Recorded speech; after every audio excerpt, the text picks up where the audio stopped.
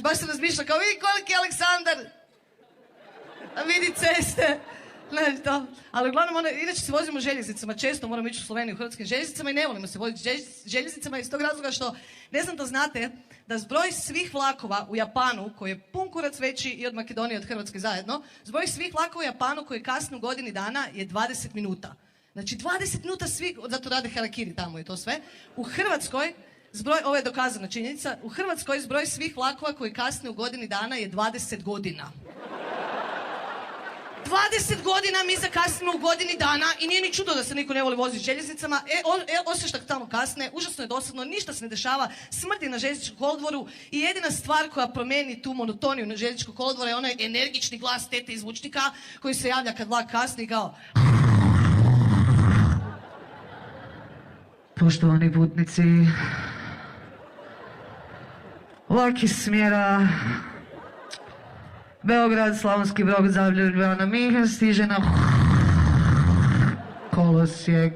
I normalno da se niko ne voli. Što ne je bilo puno bolje da na tim radnim mjestima rade neki ljudi koji se bave animacijom i sad ti čekaš vlak, muzika trešti iz zvučnika, čekam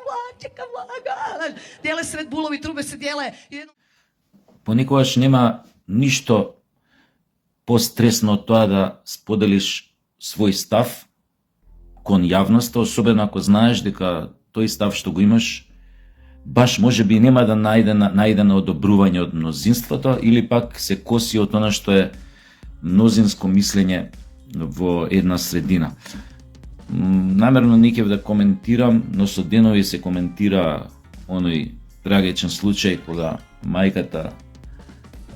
скокна од зграда и си го одзеде животот, а со тоа и го одзеде животот и на својата ќерка затоа што нели ја зела со неа и ја однела во смрт. Гледам разни морализирања,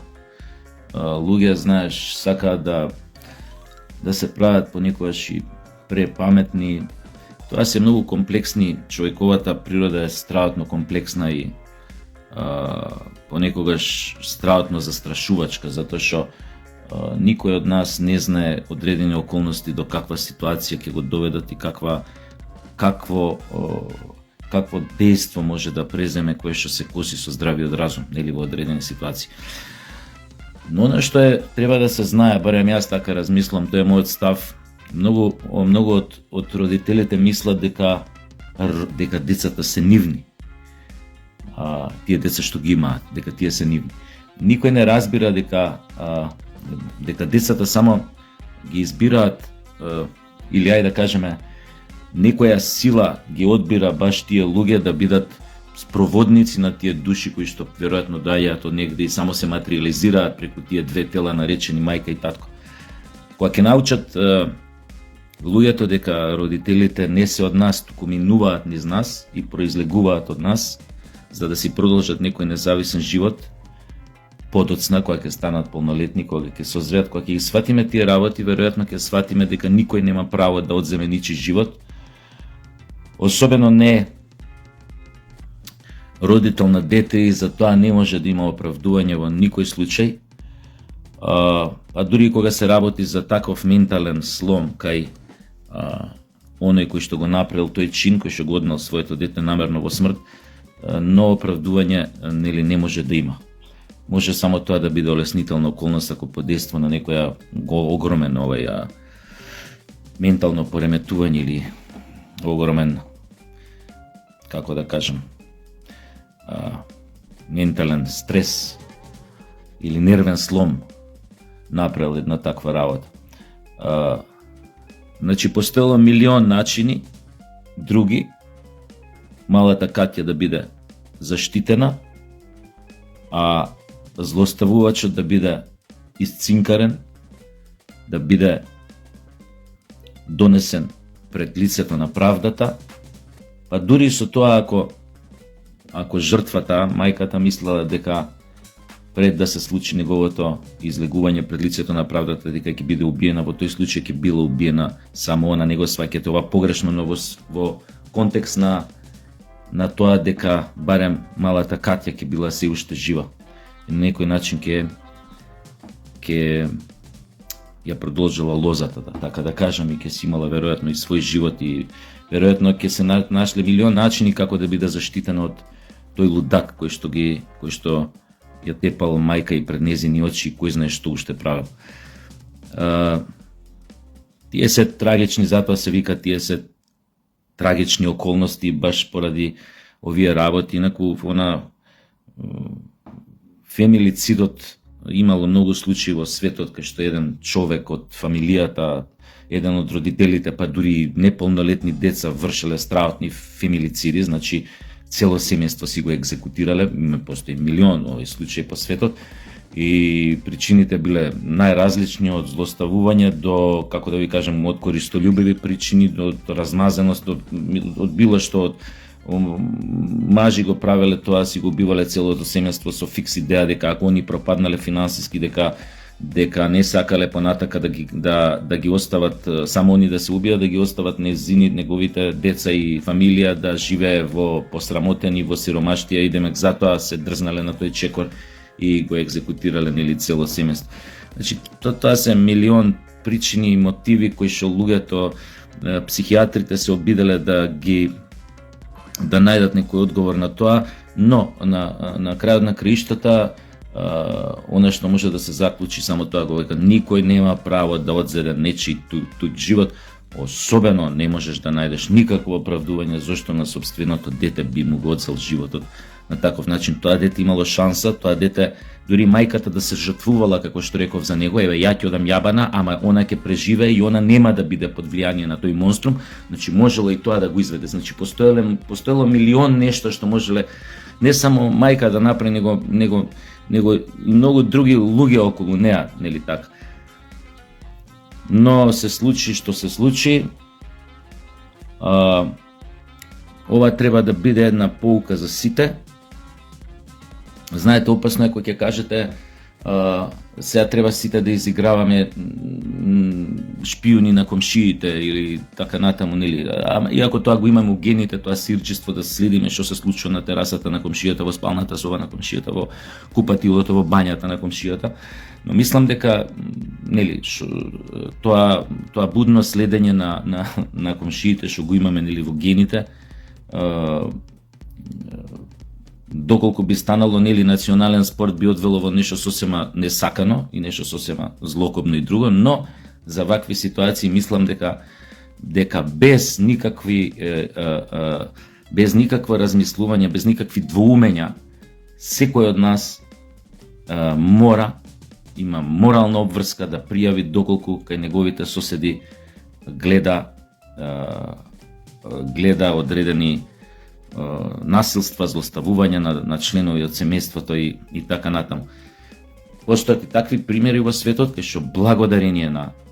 брзата реакција на некој сосед, нечии животи биле спасени. Има многу такви случаи, можете да истражите разни овие криминални хроники, ќе видите дека е тоа така, само или пак имате случаи кај што дури комшиите или комшијата буквално лично реагирал во ниедно време на ноќта, влетал во куќата, па дури го екзекутирал злоставувачот кој бил од тоа семејство во куќата во која што влегол, и дека после тоа дури не одговарал затоа што сведоци другите од семејството потврдиле и другите комши кои што слушнале грозоморната расправа или фајтот што се одвивал внатре, додека не влегол комшијата, посведочиле дека навистина комшијата што влегол внатре постапил правилно и успел да спаси неколку животи. Значи џабе е сега, мислам, све што се однесува до тоа семејство. Сите ние знаеме дека такви монструми како тој дотичниот има уште пун курац у градов. Да не зборам колку има по селава, кај што уопште не ни доаѓа нели ниту има камери, ниту има ова, ниту има она, ниту пак некогаш некој ќе дознае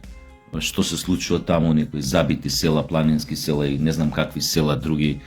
што всушност се случува во нечи домови. Мислам, тие таму жртви што несомнено ги има, сигурно нема ни да се осудат да пријават во полиција, а уште помалку пак да одат у некое безбедно скривалиште или шелтери, како ги викаат, за да се заштитат себе. Мислам, може и немаат појма дека постои такво нешто.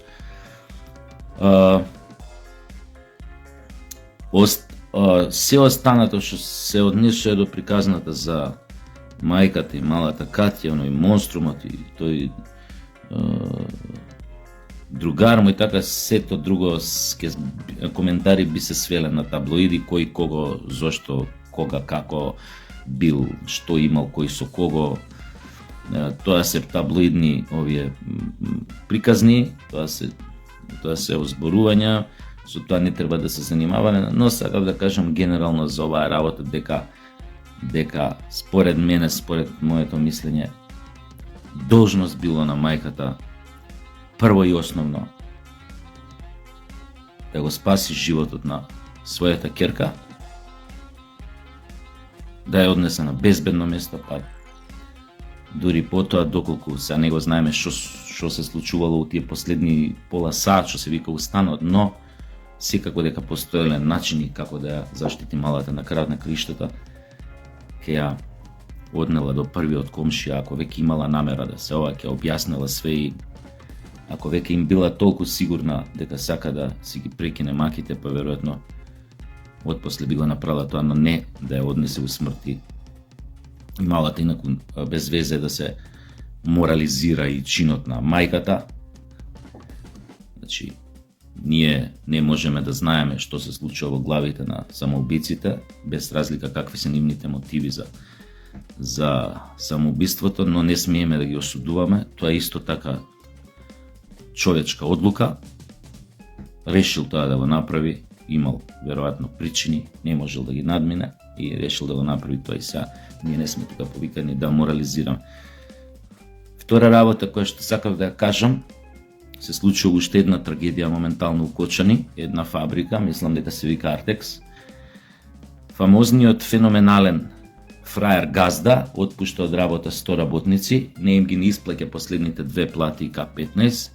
Имате повторно во Кочани пиштење и вриштење, луѓе кои работеле по 25-28 години у фирмата, оставени се буквално на улица без социјално здравствено како му иде, на своји 52-35 години оставени се без работа. Плати не им се исплатени, тоа сега го видов, стварно е застрашувачка снимката. Понудено им е да си потпишат сами откази затоа што фирмата се ликвидира. Големиот фраер што барал од вработените ако сакаа да напуштат фирмата барем месец дена унапред да го известат, сега големиот фраер ги донел пред свршен чин без никакво предупредување, им врачува откази без да им исплати последни 2 плати и К15. Имавме еден пример медиумски познат во светот, кога слична работа се случи некаде во кај Кавказска Русија, тамо негдека, кога лично Путин дојде